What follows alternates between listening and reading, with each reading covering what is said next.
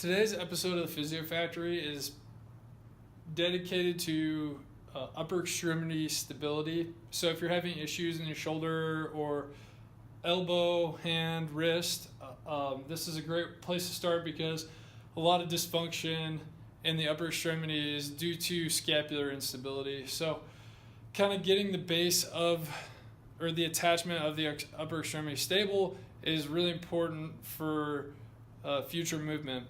And so today we're using dynamic neuromuscular stabilization principles for the exercise. So we're taking you back in time, Benjamin Button style, to like 4 months. So you're 4 months old, and then we're gonna kind of walk over to 5 months old into a side lying position, and then we'll even step it up in that gray zone between 6 and 7 months to a low oblique sit here to make a simple movement, break it down into a simple movement so when you're doing a more complex motion, hopefully you use a better stabilization strategy.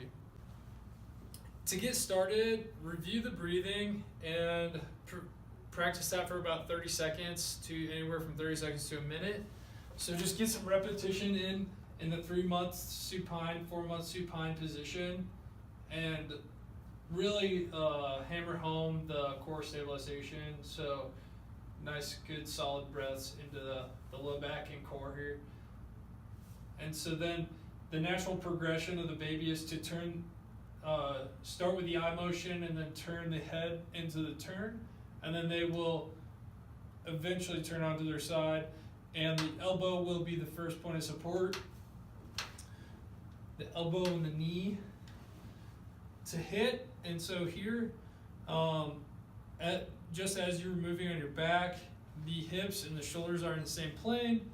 The elbow will be pressured down because the next motion is going to be up and forward. So always keeping pressure down through the elbow, and it will change how you feel.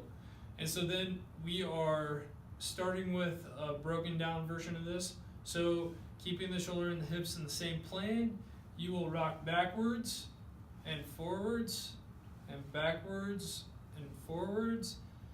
Once you have this down, you can add anticipation of moving. So anticipating moving up into this position. So you will rock back, forward, and then anticipate the motion, and then back down, back, forward, anticipate the motion, and pressing down, and reviewing this a few times through.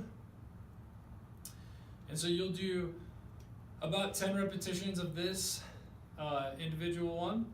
And now we will skip the full motion and we'll go into the low oblique sit itself. Here, I don't want sagging hips and no crazy neck stuff, so try to be nice and neutral and get good core and breathing. And you are hinging right at the shoulder joint, so going down and then up, down and up, and you're pushing the ground down and away. And watch the hand with this small motion. So down, up. The next motion, we're anticipating movement up into this position. So the hand is always rolling with the arm.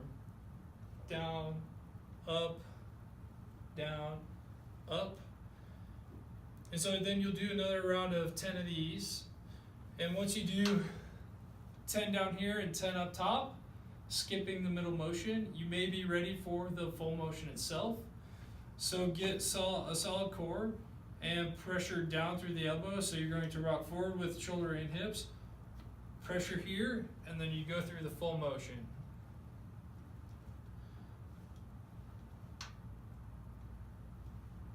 The hand is always looking to receive the ground to move forward and come up into a higher oblique sit. And you're repeating this until fatigue. So once you start to fatigue, you take a rest and then repeat again. And this is a great exercise for shoulder stabilization. smell.